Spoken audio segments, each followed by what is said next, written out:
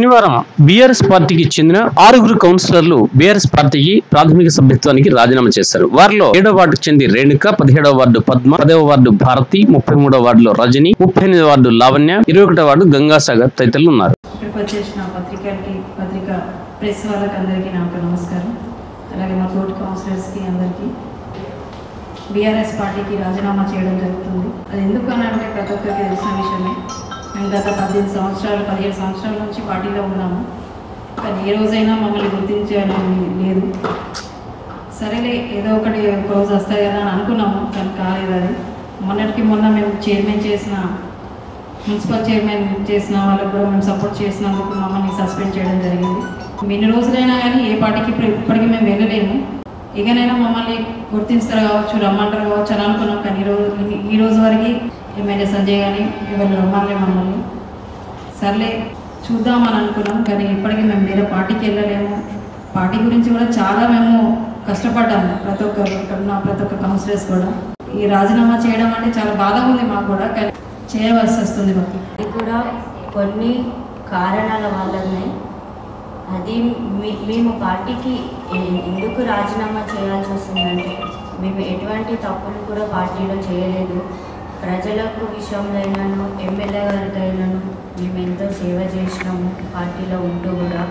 కానీ ఈరోజు మాకు ఎమ్మెల్యే గారు విప్ జారీ చేయడంతో మొన్న మున్సిపల్ ఎన్నికల్లో మేము బీఆర్ఎస్ ట్రిబల్గా ఒక అభ్యర్థిని మేము ఎన్నుకున్నాము, బీసీ బిడ్డను. అయితే అటువంటి విషయంలో మేము పార్టీ మాట తిరస్కరించినామన్న ఉద్దేశంతో ఎమ్మెల్యే గారు మాకు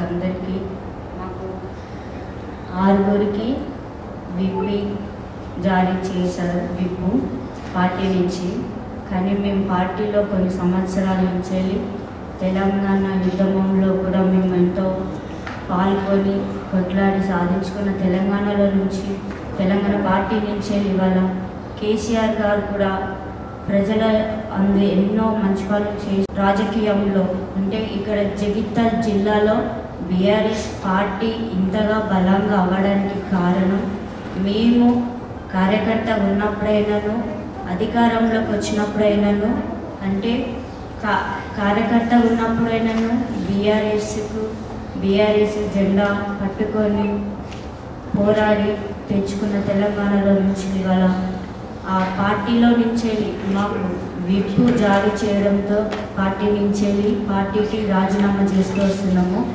2 నెలలు గడిచిపోయి 3వ నెల కూడా వచ్చింది. 3 నెలల నుంచి కూడా ఎమ్మెల్యే గారు మమ్మల్ని ఏమాత్రం కూడా ఇటువంటి మీటింగ్ ఉన్నప్పుడు కూడా రమ్మని కూడా చెప్పట్లేదు.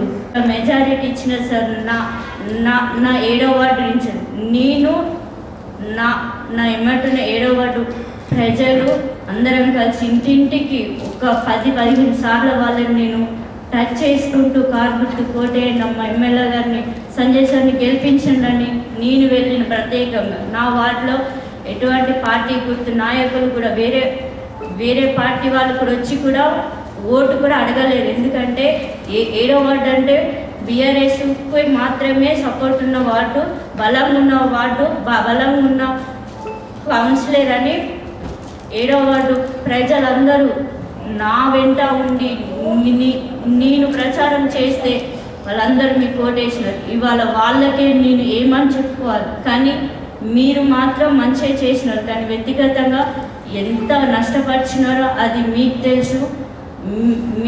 మీ నుంచే మాకు రాకుండా ఆపిన నీ ఆన్సర్లకు కూడా తెలుసు సార్. మేము రాజీనామా చేస్తున్నాం సార్. దానికి కొన్ని అనుకోని పరిస్థితుల వల్ల మీరు ఎవరైతే పెట్టిన అభ్యర్థున్నారో వారికి వేయకుండా కొన్ని ప్రయోజనాల దృష్ట్యా మాకు వ్యక్తిగత సంబంధాల దృష్ట్యా మేము ఓటు వేయడం జరిగింది. దానికి అనుగుణంగా మీరు విప్పు జారీ చేయడం జరిగింది. విప్పు జారీ చేస్తూ సార్ మేము ఇప్పటికీ 2 months అయినా కూడా మళ్ళీ మీరు మమ్మల్ని రిసీవ్ చేసుకుంటారన్న ఆశతో మేము ఇప్పటి వరకు కూడా ఈ పార్టీకి కూడా వెళ్ళకుండా ఈరోజు మేము ఉన్నాం. ఇప్పటికీ కూడా మీరు రాలేదు, మీలాంటి ఎలాంటి ఇన్ఫర్మేషన్ రాలేదు. కాబట్టి మేము రాజకీయంగా మా కెరీర్ పరంగా మేము ఒకటి రాజీనామా చేస్తున్నాం, సభ్యత్వం రాజీనామా చేస్తున్నాం సార్. తప్పకుండా చెప్తాం. ప్రస్తుతానికైతే ఇక విప్పు జారీ అయిపోయింది, ఇప్పటిదాకా పిలుస్తారని చూసిన ఆశతోని పిలవకపోయేసరికి ఇక మా కార్యాచరణ మేము రేపు లేదా నుండి ప్రకటిస్తాం సార్. ఒకటి ఏంటంటే మీ ఆధ్వర్యంలో జగిత్యాల పట్టణంలో ప్రతి వార్డులలో నా వార్డులలో ఎంతో అభివృద్ధి చేశారు. ఆ అభివృద్ధి నేను ఇప్పుడు తెలుగుదేశం ఉద్యమంలోనే కేసీఆర్ గారి సమక్షంలో నాకు ఇప్పుడున్న మాజీ ముఖ్యమంత్రి గారే నా పండుగ పార్టీలకు ఆహ్వానించినారు.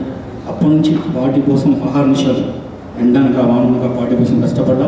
ఆ రోజు మా గురువుగారు అయినటువంటి ఊరుగంటి రమణారావు గారి అడుగుజాడల్లో ఆయన సమక్షంలో నేను ఆధ్వర్యంలో కేసీఆర్ సమక్షంలో జాయిన్ అయినా.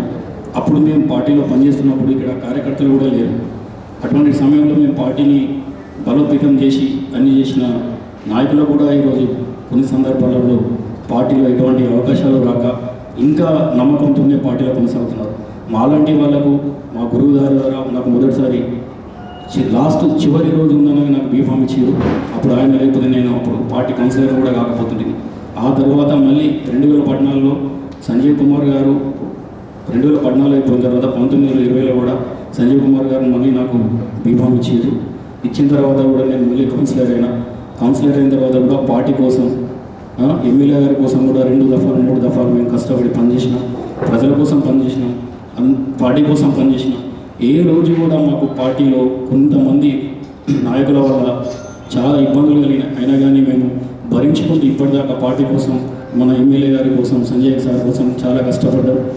ఇవాళ అంత కష్టపడ్డాం కనుక ఇవాళ జగిత్యాల పట్టణంలో మా కౌన్సిలర్ ద్వారా ఈరోజు బీఆర్ఎస్ పార్టీకి రాజీనామా చేయడం చాలా బాధగా ఉంది. వాస్తవానికి బీఆర్ఎస్ పార్టీ అంటే ఒక సొంత ఇంటికంటే ఎక్కువ ప్రేమించిన వ్యక్తిని నేను ఒకని. ఎందుకంటే ఇంట్లోకి పోతాను కానీ మనసులో పట్టకపోతున్నా, కానీ పార్టీలో పోతే మనసులో పట్టకపోతుండే. నేను 2008 నుంచి ఉద్యమంలో కీలకంగా ఆ రోజు పట్టణ వడ్డెర సంఘం అధ్యక్షుడిగా 2008 నుంచి నేను ఉద్యమంలో పనిచేసిన వ్యక్తిని. నామకే వస్తు ఉద్యమంలో వచ్చి రోడ్డు మీద కూర్చొని వెళ్ళిపోయే వ్యక్తిని కాదు. ఉద్యమానికి పెట్టుబడి పెట్టిన వ్యక్తిని నేను. వంట వార్పులకు పెట్టుబడి పెట్టిన వ్యక్తిని నేను. జన సమీకరణ చేసి కేసీఆర్ గారి మీటింగ్లకు జనాలని బస్సులలో పంపించిన వ్యక్తిని నేను సొంత ఖర్చులతో. జేసీబీ ట్రాక్టర్లు పెట్టి 2009-10 సమయంలో లోకల్ సిఐ గారితో కుట్లాడిన వ్యక్తిని నేను. అప్పుడు మహేష్ గారు సిఐ. అప్పటి నుంచి నేను ఉద్యమంలో పనిచేసుకుంటూ అంచెలంచెలుగా కూడా మా సంఘంలో కూడా పనిచేసుకుంటూ అప్పుడు ఉన్న ఉమ్మడి కరీంనగర్ జిల్లా అధ్యక్షుడిగా, ఉమ్మడి ఆంధ్రప్రదేశ్ రాష్ట్ర కార్యదర్శిగా మా సంఘంలో తెలంగాణ ఏర్పడేదాకా ఉద్యమంలో పనిచేసుకుంటూ తెలంగాణ ఏర్పడిన తర్వాత రాష్ట్ర అధ్యక్షుడిగా కూడా నేను అంచెలంచెలుగా ఎదుర్కొంటూ వచ్చినాను. నాకు బీఆర్ఎస్ తోటి అనుసంధానం చాలా మొదటి నుంచి ఉంది. కానీ నేను ఒక కుల సంఘ నాయకుడిగా మాత్రం పనిచేసుకుంటూ వచ్చినాను.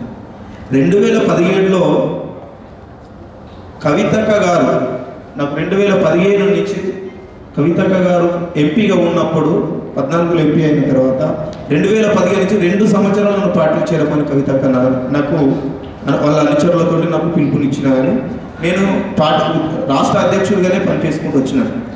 కానీ 2017లో కవితక్క గారి ఆధ్వర్యంలో కవితక్క కూడా ఆ రోజు అన్నా నువ్వు రాష్ట్ర వ్యాప్తంగా నీ ప్రోగ్రామ్స్ మేము చూసినాము, నువ్వు ఖచ్చితంగా జాయిన్ కావాలని నన్ను పర్సనల్గా పిలుచుకొని మాట్లాడినప్పుడు, అక్క సరే మీ ఆధ్వర్యంలో నేను మీ దగ్గరే జాయిన్ అవుతానంటే, నీవు అలా కాదు కేటీఆర్ గారి సమక్షంలో నువ్వు కావాలి అని కవితక్క గారు నన్ను ప్రగతి భవన్ తీసుకుపోయి కేటీఆర్ గారి సమక్షంలో నన్ను పార్టీలో జాయిన్ చేసుకోవడం జరిగింది 2017లో.